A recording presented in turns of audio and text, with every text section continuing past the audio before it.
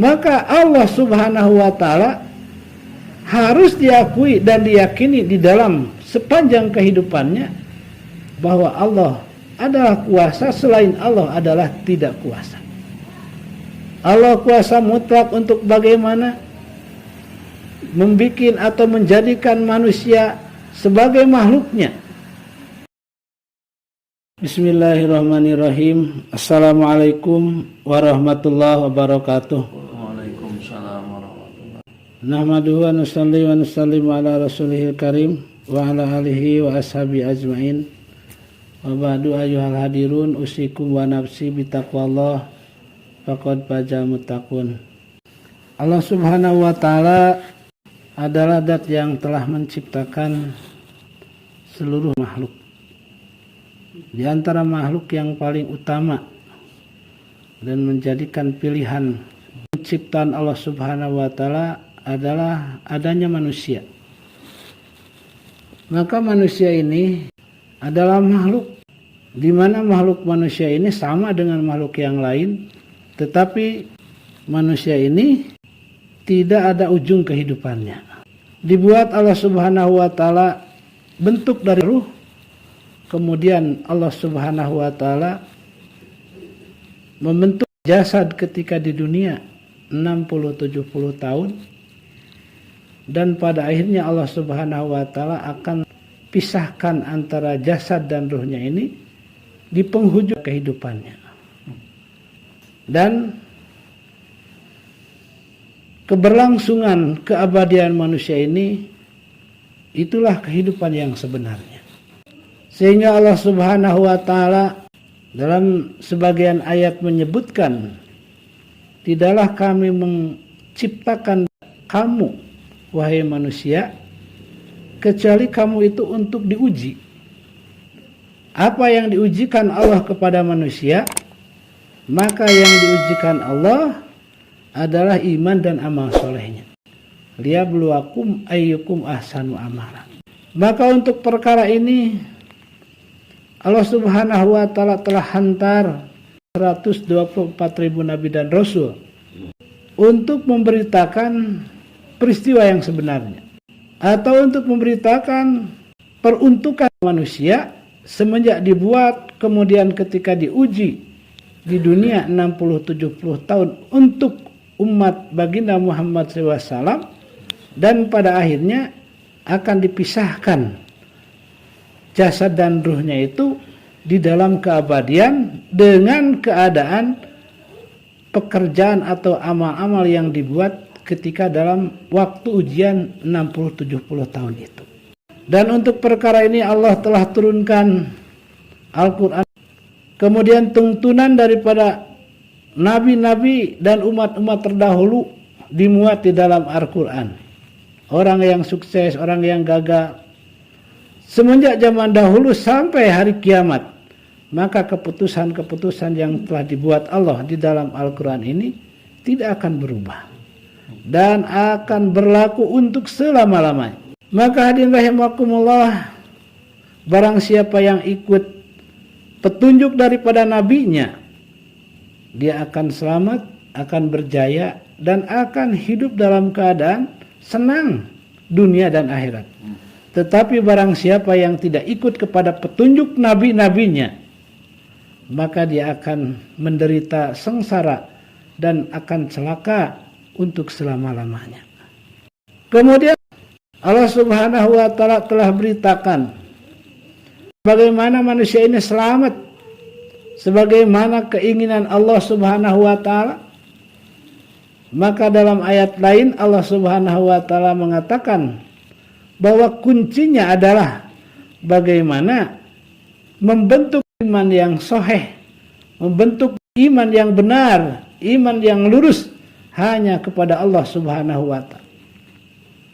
Karena Allah Subhanahu wa ta'ala akan menguji manusia ini, kita ini, dengan kesusahan-kesusahan dan ketakutan-ketakutan.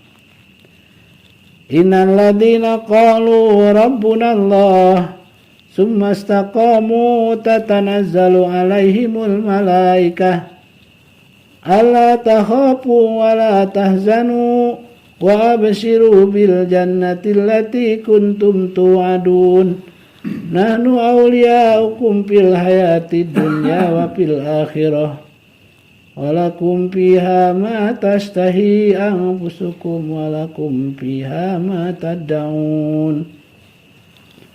Maka bagaimana agar manusia ini terselamat daripada kesusahan? Manusia ini agar selamat dan terhindar daripada ketakutan.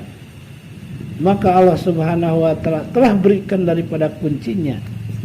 Bagaimana? Maka di awal ayat itu innal ladzina qalu rabbuna. Asal manusia mengakui bahwa Allah adalah Rabb yang menciptakan, yang memelihara, kemudian yang memberikan rezeki, yang maha mendengar, yang maha melihat. Maka Allah Subhanahu wa taala harus diakui dan diyakini di dalam sepanjang kehidupannya bahwa Allah adalah kuasa, selain Allah adalah tidak kuasa. Allah kuasa mutlak untuk bagaimana membikin atau menjadikan manusia sebagai makhluknya, di mana manusia ini Allah Subhanahu wa taala telah berikan petunjuk-petunjuk, dan barang siapa yang ikut petunjuknya, di antara petunjuknya ini adalah mengakui Rabbaniyah atau ketuhanan daripada seorang hamba ini hanya kepada Allah Subhanahu wa taala, tidak kepada yang lain. Maka apabila manusia mengikuti petunjuk Allah ini, Allah sendiri yang akan mencabut kesusahan dan ketakutannya ketika hidup di dunia dan di akhirat. Tetapi hari ini hadirin rahimakumullah, karena yang namanya ujian ini, Masya Allah, manusia tidak mau ikut dan tidak mau untuk meyakini.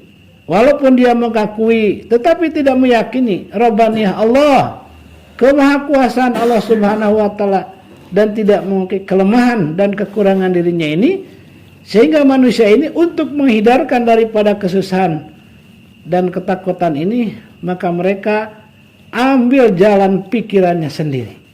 Dia ingin selamat berpikir dengan pemikiran-pemikirannya. Dia ingin selamat berusaha dengan usaha-usaha yang dia kenal, yang dia dengar, dan tidak mau mendengar wahyu Allah, tidak mau mendengar dengan apa yang Allah putuskan. Padahal yang terjadi, walaupun beribu kali atau beribu macam perbuatan-perbuatan yang dibuat oleh manusia ini untuk menghindari kesusahan, untuk menghindari ketakutan, maka ini tidak akan mungkin ketakutan dan kesusahan akan dihilangkan. Karena yang akan menghilangkan kesusahan dan ketakutan hanyalah Allah Subhanahu wa taala ketika seorang hamba mengikuti kepada petunjuknya. Maka inilah keimanan, hadirin rahimakumullah. Dan keimanan ini adalah perkara yang penting, lebih penting daripada perkara-perkara yang lain. Karena dengan iman yang sempurna manusia akan bahagia. Baik dia orang desa akan bahagia, orang kota pun sama, orang bodoh pun bisa, orang pintar apalagi, pejabat, rakyat, orang kaya, orang miskin. Apabila di dalam hatinya ada keimanan yang sempurna, hanya mengakui Rabb adalah Allah yang mampu untuk bagaimana menjadikan seluruh perbuatannya ini, kemudian hanya disandarkan kepada Allah dan kepada perintah-perintah Allah, maka seluruh kesusahan dan ketakutan akan Allah hilangkan. Bahkan walaupun seluruh makhluk untuk menyusahkan dia dan untuk menakut-nakuti dia, maka ini tidak akan berpengaruh sama sekali.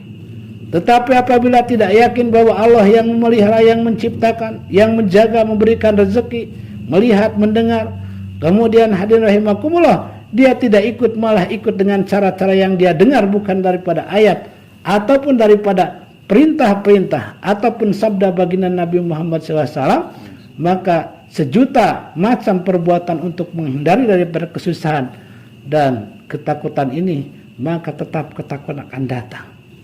Walaupun kelihatannya ini ketakutan dan kesusahan hilang di alam dunia, karena dia banyak harta, dengan hartanya dia bisa hidup bahagia. Banyak jabatan pangkat tinggi, dengan ketinggian pangkatnya dia bisa hidup semenang-menang. Kemudian mungkin dengan kekayaan dan kepintaran dia menghelak daripada kesusahan dan kebingungan.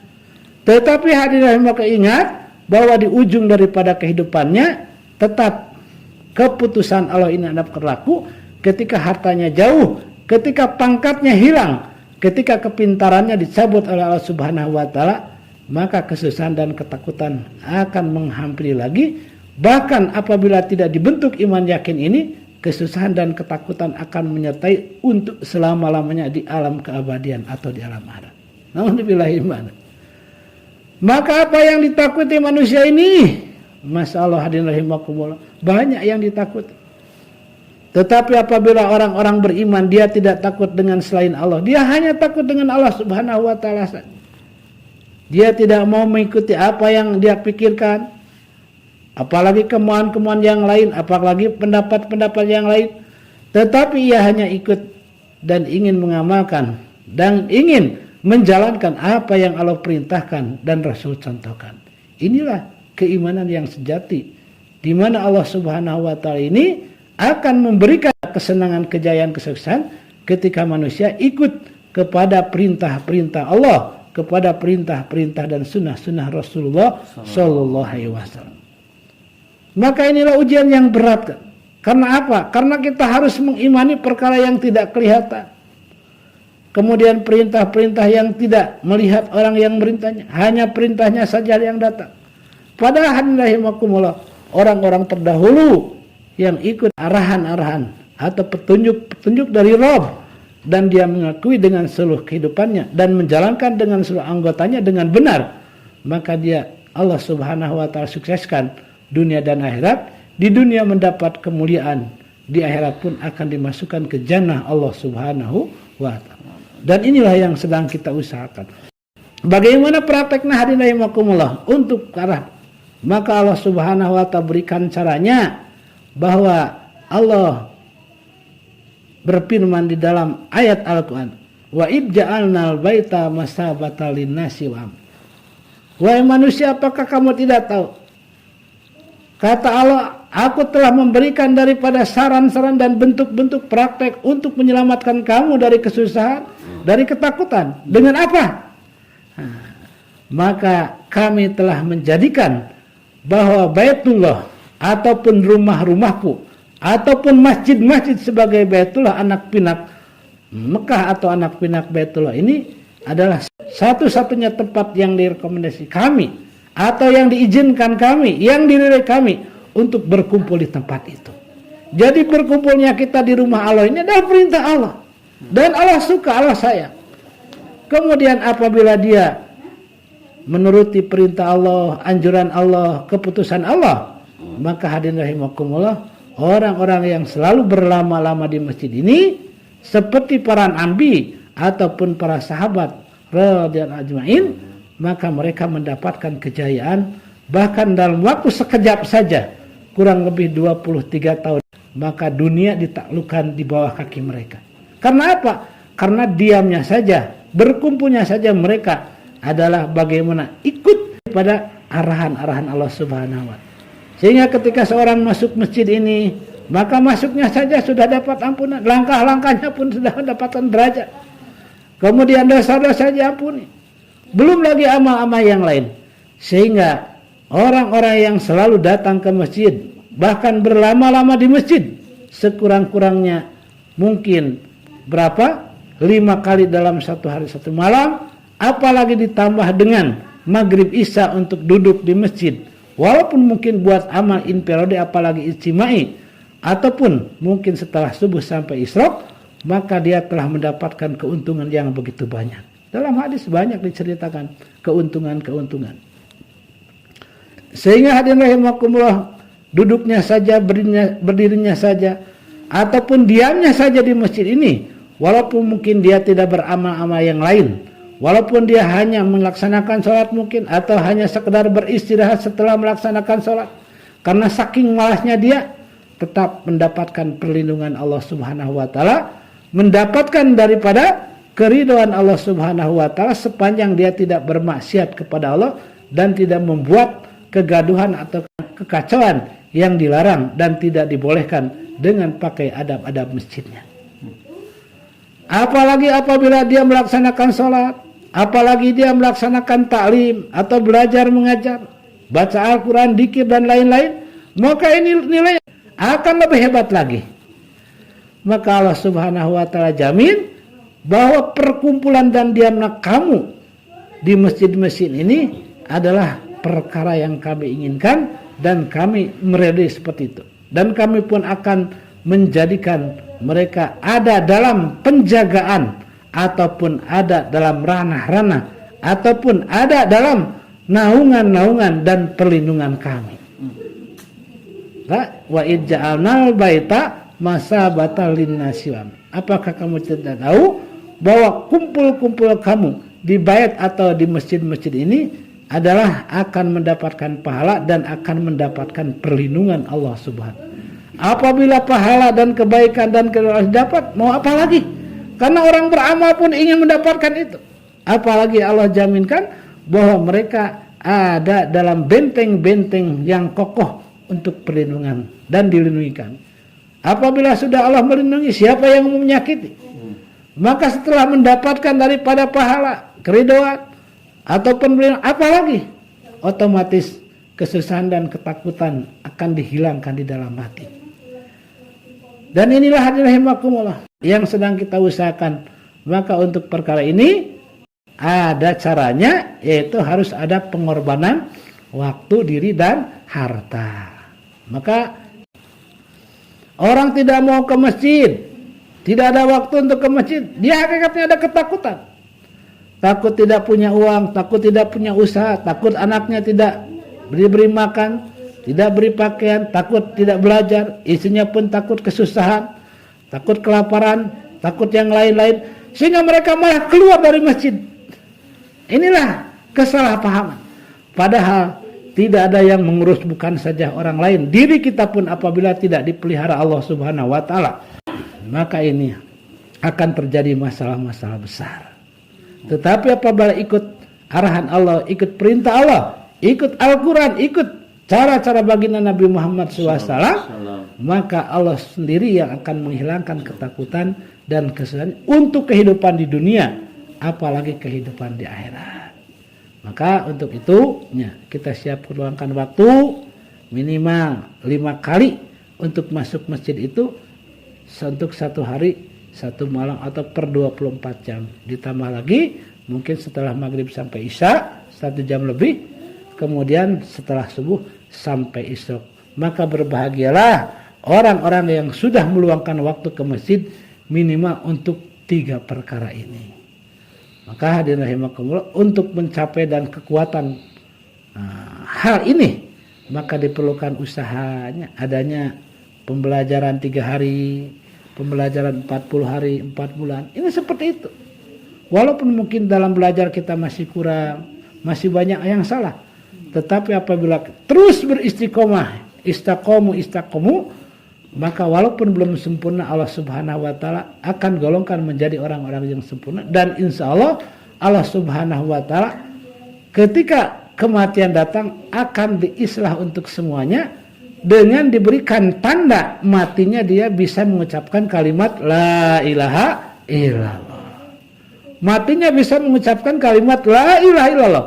Dan apabila manusia mati sedangkan dia bisa mengucapkan akhir kalimatnya adalah la ilaha illallah, maka dahlah jannah bakal dimasukkan ke dalam surga Allah Subhanahu wa ta'ala. Maka untuk itu kita siap ambil bagian sejauh mana kita ada kemampuan, karena semua datang dari Allah dan Allah hanya pinta sedikit sebagai bentuk ujian, setelah itu untuk kamu semua. Dan kamu suatu saat akan meninggalkan apa yang kamu cintai dan apa yang kamu bencinya. Tetapi perkara ini jangan sampai menjadikan ujian berat bagi kita. Maka kita berdoa mudah-mudahan kita diberikan istiqomah, diberikan kekuatan untuk meningkatkan pengorbanan sebagaimana yang ditunjuk ajar oleh baginda Nabi Muhammad SAW dan oleh para sahabat juga masing-masing kita, orang-orang tua kita, dalam perjuangan dan pengorbanan untuk bagaimana mendapatkan keridhaan Allah, mendapatkan calon-calon ahli surga, di mana hal ini hanya akan didapat dengan amal-amal yang ada koneksi yang ada hubungan dengan masjid-masjid Allah Subhanahu wa taala. Mudah-mudahan apa yang kami sampaikan bermanfaat terutama bagi kami, dan kemudian Allah Subhanahu wa taala berikan kekuatan untuk amal dan menyampaikan. Insyaallah ya. Baiknya datang dari Allah dan